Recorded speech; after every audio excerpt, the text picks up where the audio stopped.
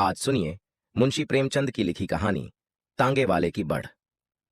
जुम्मन कहिए बाबूजी, तांगा वह तो इस तरफ देखते ही नहीं, शायद इक्का लेंगे। मुबारक, कम खर्च बालानशीन, लेकिन कमर रह जाएगी बाबूजी। सड़क खराब है, इक्के में तकलीफ होगी। अखबार में पढ़ा होगा, कल 4 इक्के इसी सड़क पर उलट गए। चुंगी म्यूनिसिपैलिटी सलामत रहे, इक्के बिल्कुल बंद हो जाएंगे। मोटर जारी तो सड़क खराब करेगी और नुकसान हम गरीब इक्के वालों का होगा। कुछ दिनों में हवाई जहाज में सवारियां चलेंगी, तब हमें इक्के वालों को सड़क मिल जाएगी। देखेंगे उस वक्त इन लारियों को कौन पूछेगा। आ जाए अब घरों में देखने को मिले तो मिले, अभी तो उनके दिमाग ही नहीं मिलते। अरे साहब, रास्ता निकलना दुश्वार कर दिया है, जैसे पूरी सड़क उन्हीं के वास्ते है और हमारे वास्ते पटरी और धूल। अभी ऐंठते हैं, हवाई जहाजों को आने दीजिए। क्यों हुजूर, इन मोटर वालों की आधी आमदनी लेकर सरकार सड़क की मरम्मत में क्यों नहीं खर्च करती, या पेट्रोल पर चौगुना टैक्स लगा दे। ये अपने को टैक्सी कहते हैं, इसके मायने तो टैक्स देने वाले हैं। ऐ हुजूर, मेरी बुढ़िया कहती है इक्का छोड़ तांगा लिया, मगर अब तांगे में भी कुछ नहीं रहा, मोटर लो। मैंने जवाब दिया कि अपने हाथ पैर की सवारी रखोगी या दूसरे की। बस हुजूर, वह चुप हो गई। और सुनिए, कल की बात है। कल्लन ने मोटर चलाया, मियां एक दरख्त से टकरा गए, वहीं शहीद हो गए। एक बेवा और 10 बच्चे यतीम छोड़ गए।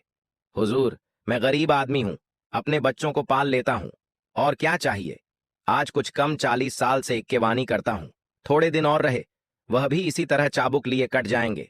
फिर हुजूर देखें तो इक्का तांगा और घोड़ा गिरें, पर भी कुछ न कुछ दे ही जाएंगे। इसके विपरीत अगर मोटर बंद हो जाए तो हुजूर, उसका लोहा 2 रुपए में भी कोई न लेगा।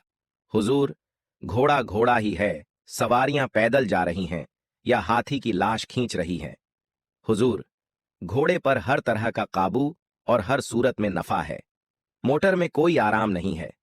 तांगे में सवारी भी सो रही है, हम भी सो रहे हैं और घोड़ा भी सो रहा है, मगर मंजिल तय हो रही है। मोटर के शोर से कान के पर्दे फटते हैं और हाँकने वाले को जैसे चक्की पीसनी पड़ती है। ऐ हुजूर, औरतें भी इक्के तांगे को बड़ी बेदर्दी से इस्तेमाल करती हैं। कल की बात है, 7-8 औरतें आईं और पूछने लगीं कि तेरे बेनी का क्यों लोगे। हुजूर, मूल्य तो तय है, कोई हाइटवे की दुकान तो है नहीं कि साल में 4 बार सेल हो। मूल्य से हमारी मजदूरी चुका दो और दुआएं लो।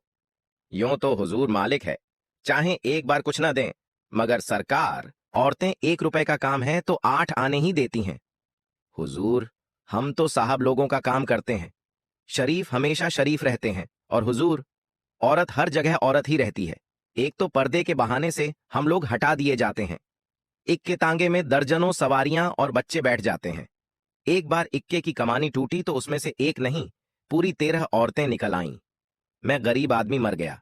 हुजूर, सबको हैरत होती है कि किस तरह ऊपर नीचे बैठ लेती हैं, कि कैंची मारकर बैठती हैं, तांगे में भी जान नहीं बचती। दोनों घुटनों पर एक एक बच्चा भी ले लेती हैं। इस तरह हुजूर, तांगे के अंदर सर्कस जैसा दृश्य हो जाता है। इसके बावजूद पूरी पूरी मजदूरी देना तो जानती ही नहीं। पहले तो पर्दे को जारे थे, मर्दों से बातचीत हुई और मजदूरी मिल गई। जब से नुमाइश हुई, पर्दा उखड़ गया और औरतें बाहर आने जाने लगीं। हम गरीबों को सरासर नुकसान होता है। हुजूर, हमारा भी अल्लाह मालिक है।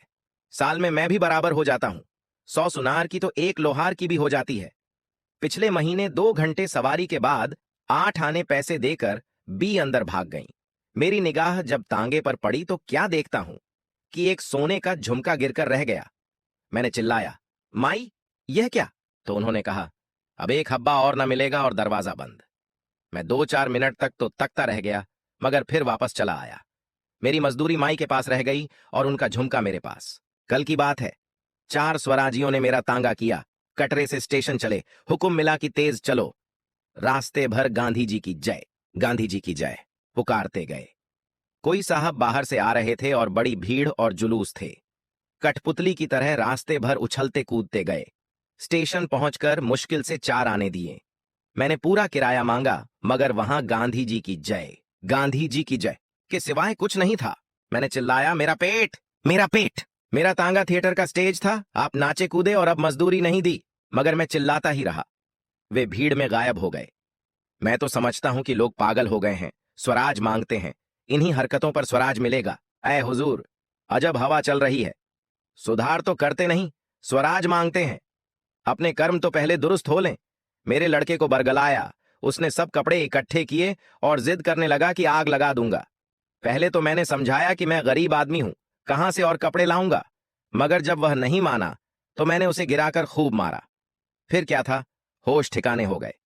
हुजूर, जब वक्त आएगा तो हम ही इक्के तांगे वाले स्वराज हाँक कर लाएंगे। मोटर पर स्वराज हरगिज नहीं आएगा। पहले हमें पूरी मजदूरी दो, फिर स्वराज मांगो।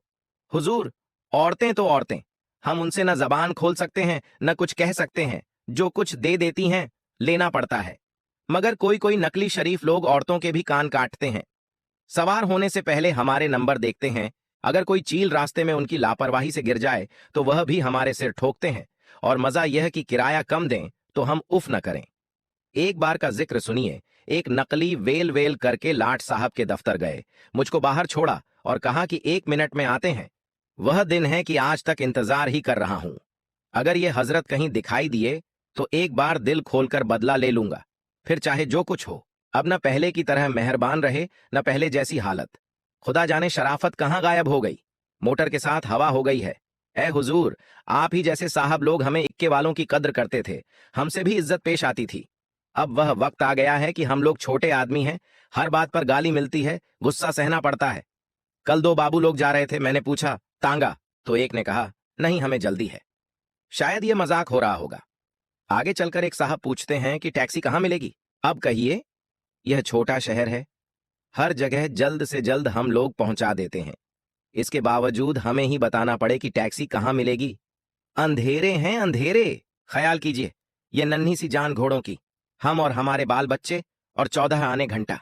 हुजूर, 14 आने में तो घोड़ी को एक कमची भी लगाने का जी नहीं चाहता।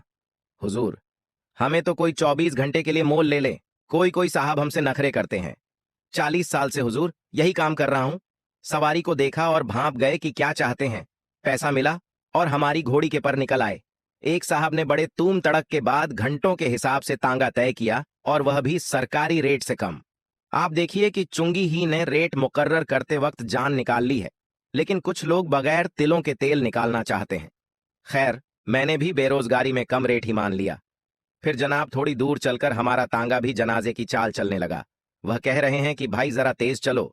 मैं कहता हूं कि रोज का दिन है, घोड़ी का दम न टूटे। तब वह फरमाते हैं, हमें क्या, तुम्हारा ही घंटा देर में होगा। सरकार, मुझे तो इसमें खुशी है कि आप सवार रहे और गुलाम आपको फिराता रहे। लाट साहब के दफ्तर में एक बड़े बाबू थे, कटरे में रहते थे। खुदा झूठ न बुलवाए, उनकी कमर 3 गज से कम न होगी। उन्हें देखकर इक्के तांगे वाले आगे हट जाते थे। कितने ही इक्के उन्होंने तोड़ डाले थे। इतने भारी होने के बावजूद इस सफाई से कूदते थे कि कभी चोट न खाई। यह गुलाम ही की हिम्मत थी कि उन्हें ले जाता था। खुदा उन्हें खुश रखे, मजदूरी भी अच्छी देते थे। एक बार मैं ईंदू का इक्का लिए जा रहा था। बाबू मिल गए और कहा कि दफ्तर तक पहुंचा दोगे, आज देर हो गई है, तुम्हारे घोड़े में सिर्फ ढांचा ही रह गया है। मैंने जवाब दिया, ये मेरा घोड़ा नहीं है हुजूर, आप तो डबल मजदूरी देते हैं। हुकूम दें तो 2 इक्के एक साथ बांध लूं और फिर चलूं। और सुनिए, एक सेठ जी ने इक्का भाड़े पर लिया, सब्जी मंडी से सब्जी वगैरह ली और भगाते हुए स्टेशन आए। इनाम की लालच में मैं घोड़ी को पीटता लाया। खुदा जानता है, उस दिन जानवर पर बड़ी मार पड़ी। मेरे हाथ दर्द करने लगे। रेल का वक्त सचमुच बहुत ही तंग था।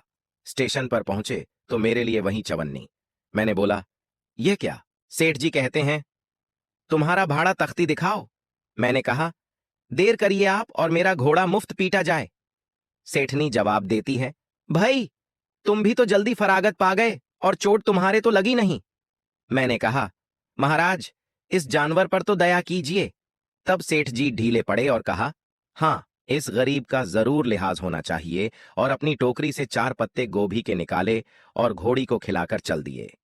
यह भी शायद मजाक होगा, मगर मैं गरीब मुफ्त मरा। उस वक्त से घोड़ी का हाजमा बदल गया। अजब वक्त आ गया है। पब्लिक अब दूसरों का लिहाज ही नहीं करती। रंग ढंग तौर तरीका सभी कुछ बदल गया है। जब हम अपनी मजदूरी मांगते हैं तो जवाब मिलता है कि तुम्हारी अमलदारी है, खुली सड़क पर लूट लो। अपने जानवरों को सेठ जी हलवा जलेबी खिलाएंगे, मगर हमारी गर्दन मारेंगे। कुछ दिन थे जब हमें किराए के अलावा मालपुर भी मिलता था। अब भी इस गिरे जमाने में कभी कभी शरीफ रईस नजर आ ही जाते हैं। एक बार का जिक्र सुनिए। मेरे तांगे में सवारी बैठी थी। कश्मीरी होटल से निकलकर कुछ थोड़ी सी छड़ी थी। कीटगंज पहुंचकर सामने वाले ने चौराहा आने से पहले ही 14 आने दिए और उतर गया। फिर पिछली एक सवारी ने उतरकर 14 आने दिए। अब तीसरी उतरती नहीं। मैंने कहा कि हजरत, चौराहा आ गया। जवाब नदारद। मैंने कहा, बाबू इन्हें भी उतार लो। बाबू ने देखा भाला, मगर वह नशे में चूर है, उतारे कौन? बाबू बोले, अब क्या करें? मैंने कहा, क्या करोगे? मामला तो बिल्कुल साफ है। थाने जाइए और अगर 10 मिनट में कोई वारिस ने पैदा हो जाए तो माल आपका। बस हुजूर, इस पेशे में भी नित्य नए तमाशे देखने को आते हैं। इन आंखों ने सब कुछ देखा है हुजूर। पर्दे पड़ते थे, जाजिमें बांधी जाती थीं, घटा टोप लगाए जाते थे, तब जनानी सवारियां बैठती थीं। अब हुजूर, अजब हालत है। पर्दा गया हवा के बहाने से। इक्का कुछ सुखो थोड़ा ही छोड़ा है। जिसको देखो यही कहता है कि इक्का नहीं, तांगा लाओ, आराम को न देखा। अब जान को नहीं देखते और मोटर मोटर, टैक्सी टैक्सी पुकारते हैं। हुजूर, हमें क्या, हम तो 2 दिन के मेहमान हैं। खुदा जो दिखाएगा देख लेंगे। मुंशी प्रेमचंद की कहानी तांगे वाले की बड़ हमें सामाजिक असमानता, मानवीय संबंधों और नैतिकता की महत्वपूर्ण शिक्षाएं प्रदान करती है। इस कहानी के माध्यम से प्रेमचंद ने दिखाया है कि कैसे समाज में शक्तिशाली और संपन्न वर्ग जैसे अमीर लोग और सरकारी अधिकारी गरीब और मेहनतकश वर्ग के लोगों जैसे तांगे वालों की कद्र नहीं करते और उन्हें निम्न समझते हैं। तांगे वाले की पीड़ा और असंतोष इस बात का प्रतीक है कि आर्थिक और सामाजिक असमानता कैसे व्यक्तिगत और सामाजिक संबंधों को प्रभावित करती है। कहानी के पात्र तांगे वाले के माध्यम से यह स्पष्ट होता है कि छोटे और गरीब लोगों की मेहनत और मानवीय संवेदनाओं की अनदेखी की जाती है। प्रेमचंद ने तांगे वाले के संघर्ष और उसकी शिकायतों के माध्यम से समाज की सच्चाई को उजागर किया है, जिससे यह सीखने को मिलता है कि हर व्यक्ति की गरिमा और सम्मान को बनाए रखना आवश्यक है। साथ ही यह कहानी इस बात की भी ओर इशारा करती है कि वास्तविक इंसानियत और सहानुभूति का कोई मूल्य नहीं है जब तक समाज में समानता और न्याय की स्थापना नहीं होती। इस प्रकार प्रेमचंद की यह कहानी हमें सामाजिक न्याय, मानवीय संवेदनाओं की कीमत और अमीर गरीब के बीच की खाई को समाप्त करने की दिशा में सोचने की प्रेरणा देती है। आप सुन रहे थे मुंशी प्रेमचंद की लिखी कहानी तांगे वाले की बड़।